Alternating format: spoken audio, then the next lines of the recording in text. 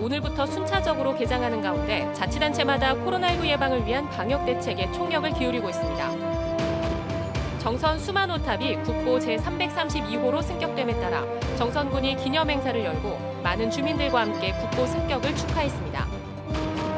최근 동해안 오징어 어획량이 늘어나면서 업종별로 오징어 조업 경쟁을 벌여 갈등이 심화되고 있습니다. 동해안과 강원 산간 북부 지역을 중심으로 내일 오전까지 최대 200mm의 많은 비가 내릴 것으로 예보됐습니다. 안녕하십니까. 뉴스데스크 강원입니다. 강원 동해안 해수욕장이 오늘부터 순차적으로 문을 엽니다. 지자체들은 코로나19 확산을 막기 위해 방역 대책을 마련하고 피서객 맞이에 나섰습니다. 배연한 기자입니다. 많은 비와 함께 파도가 들이치는 속초 해수욕장. 궂은 날씨지만 아이들은 아랑곳하지 않고 물장구를 치고 파도를 맞으며 바다를 즐깁니다. 코로나 때문에 애들 학교도 안 가고 집에만 있어서 너무 답답했는데 여기 오니까 너무 시원하고 또 자연을 보니까 그동안의 스트레스가 다 날아가는 것 같아요. 너무 좋아요. 좋지 않은 날씨로 해수욕장을 찾는 발걸음이 크게 줄어들면서 백사장은 거의 텅 비어있는 형편입니다. 강원 동해안 지역은 호우특보 속에 비가 내리면서 해수욕장 개장 첫날 분위기도 제대로 내지 못하고 있습니다. 속초와 고성, 삼척과 양양의 60개 해수욕장이 오늘 개장해 다음 달까지 피서객들을 맞이합니다.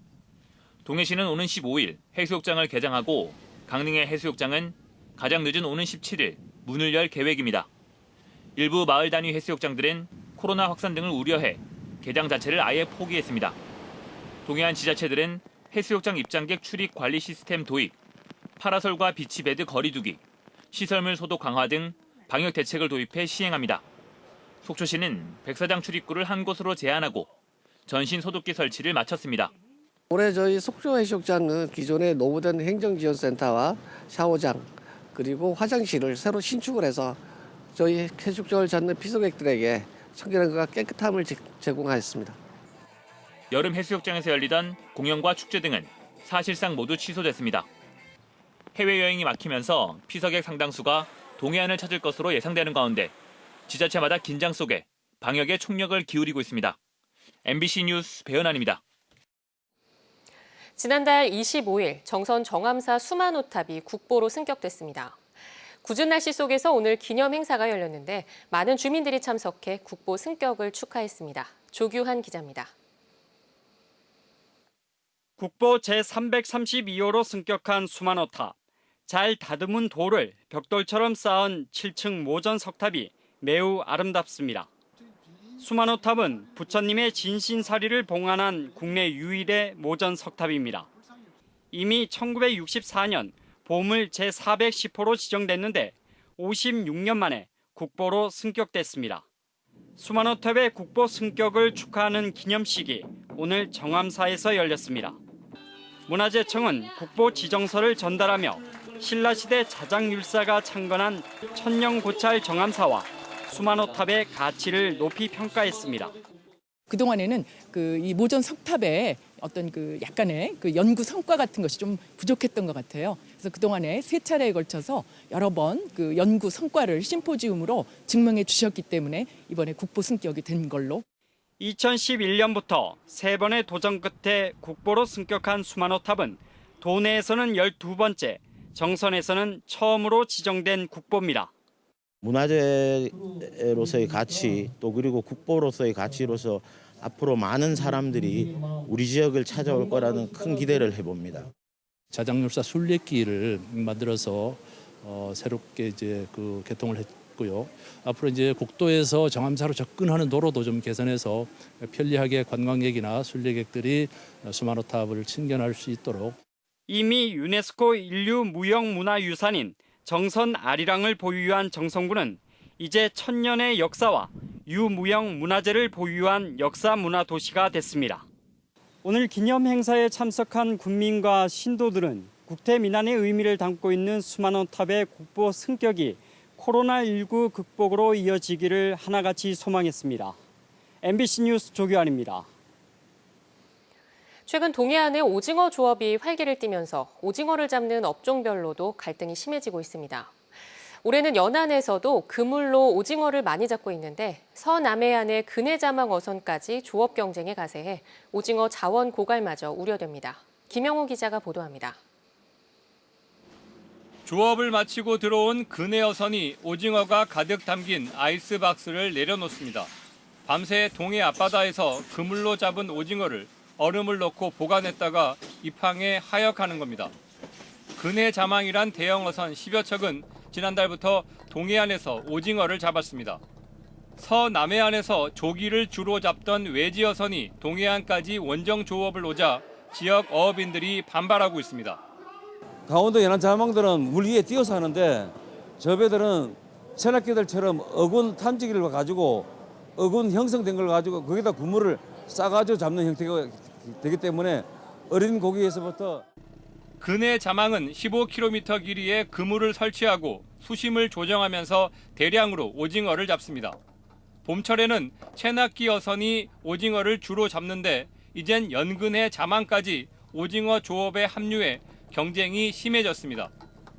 외지 자망 어선들은 지역 제한이 없어 오징어 조업이 불법이 아닌데도 동해안 항포구에서 입항과 위판에 협조해 주지 않는다며 불만입니다.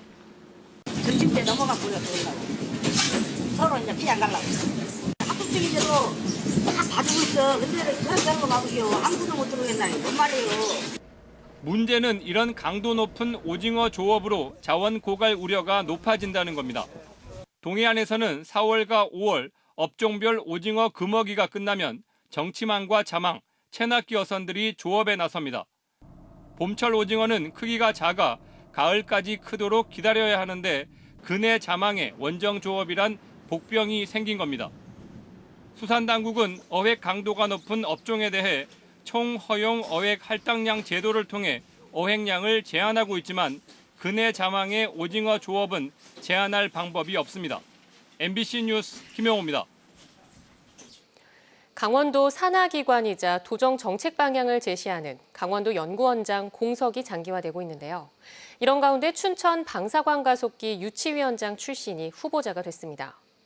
오늘 열린 도의회 인사청문회에서 도의원들은 부동산 투기와 논문 표절 의혹을 제기했는데 후보자는 전면 부인했습니다. 허주희 기자입니다. 육동환 전 강원연구원장의 총선 출마로 공석이 된 지 7개월째. 지난 5월에는 첫 번째 후보자가 도의회 인사청문회를 앞두고 건강상의 이유를 들어 갑자기 자진 사퇴했습니다. 재공모를 통한 최종 후보자는 박영일 전 과학기술부 차관. 논란거리는 크게 세 가지입니다.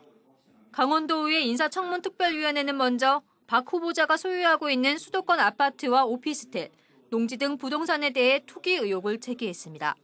투자와 투기 부분이 다양한 부분도 있습니다만 어쨌든 이렇게 그 부분에서 이 가십이 올랐다는 건 좀 자유롭지 않다. 박 후보자는 노후 자금으로 임대 사업을 한 것인데 투기라고 말하는 것은 오히려 상처라고 반박했습니다. 이 재산 형성에 대해서는 사실 너무 재주도 없고 그리고 그런 투기나 이런 것을 생각해 본 적이 없기 때문에 저는 그야말로 그것을 떳떳하다라고 말씀드릴 수 있습니다. 또 박 후보자가 이름을 올린 여러 논문에 대해 표절 가능성이 있다고 지적하자 처음 듣는 얘기라고 부인했습니다. 한국학술연구재단에 제가 의뢰를 했습니다. 그리고 조금 전에 8에서 15%까지를 이제 그까지는 표절이 아니라도 15% 이상이 되면 표절이라고 인정하시는 거잖아요. 만약에 그 15%를 왔다 그러면 공동 저자들과 함께 이제 그 상의를 해야 되고 그다음에 논문 철회를 포함해서 그 필요한 조치들을 그렇게 하도록 하겠습니다. 예. 서울 출신인 박 전 차관은 춘천시 방사관 가속기 유치위원장으로 강원도와 인연을 맺었습니다. 하지만 유치에 실패하면서 책임론이 제기됐습니다. 책임을 져야 할 위치에 있는데 오히려 강원연구원장 후보로 내정된 건 적절하지 않다는 겁니다. 강원도가 직면한 현안에 대해 대안과 비전을 제시해야 하는 자리인 만큼 강원연구원장 연봉은 1억 8,600만 원으로 강원도 산하기관장 중에서 최고 수준입니다. 강원연구원장 후보자에 대한 적격 부적격 여부는 오는 13일 결정됩니다. MBC 뉴스 허주입니다.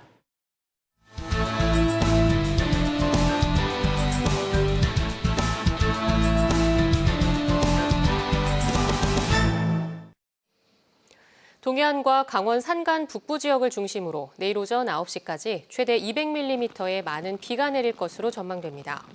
강원지방기상청은 북부 평지와 산간 지역에 150mm 안팎의 많은 비가 내린 가운데 내일 오전까지 곳에 따라 시간당 50mm 안팎의 장대비가 쏟아지면서 최대 200mm까지 비가 내릴 것으로 예보했습니다.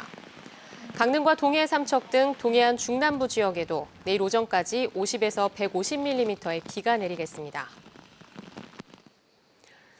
박원순 서울시장의 미투 피고소와 사망 소식이 전해지자 지역 정치권도 충격에 휩싸였습니다. 더불어민주당 강원도당은 박 시장이 무사하길 고대했지만 비보가 전해지자 황망한 분위기입니다. 박 시장이 서울시장이어서 도내 분향소는 설치하지 않기로 방침을 정하고 서울대병원 장례식장에 마련된 빈소를 찾아 조문할 예정입니다. 박원순 시장 재임 당시 서울시 비서실장과 정무수석을 역임했던 허영 의원은 오늘 새벽부터 고인의 시신이 안치된 서울대병원 장례식장을 지키고 있습니다. 강릉시가 89명의 승진자를 포함해 594명에 대한 인사를 단행했습니다.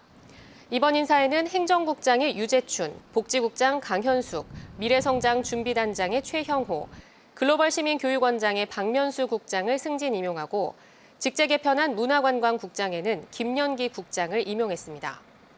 강릉시는 이번 인사에서 성장 동력을 확보하기 위해 조직을 정비하고 직원들에게 고른 업무 기회를 부여하는 데 중점을 뒀다고 밝혔습니다. 올림픽 상징조 형물 공모사업과 관련해 공무상 비밀 누설 혐의로 징역형의 집행유예를 선고받았던 강릉시 전 간부 공무원이 대법원에서도 원심과 같은 형을 선고받았습니다. 대법원은 강릉시의 전 국장급 공무원 A씨에 대한 상고를 기각하고 징역 6월에 집행유예 2년을 선고한 원심을 확정했습니다. A씨는 공무원 재직 시절 브로커에게 공모사업 심사위원 명단을 전달한 혐의로 지난해 기소돼 직위 해제됐습니다. 자신이 근무하는 학교의 학생을 성희롱한 교사에게 벌금형이 선고됐습니다. 춘천지법 강릉지원은 지난해 8월 자신이 가르치던 17살 여학생을 차에 태워 성적 수치심을 주는 말을 하고 신체 접촉을 한 혐의 등으로 기소된 모 고등학교 교사 A씨에게 벌금 500만 원과 40시간의 성폭력 치료 프로그램 이수를 선고했습니다. 재판부는 피고인이 범행을 반성하고 있고 초범인 점을 참작했다며 양형 이유를 밝혔습니다. 강원 뉴스 마칩니다. 고맙습니다.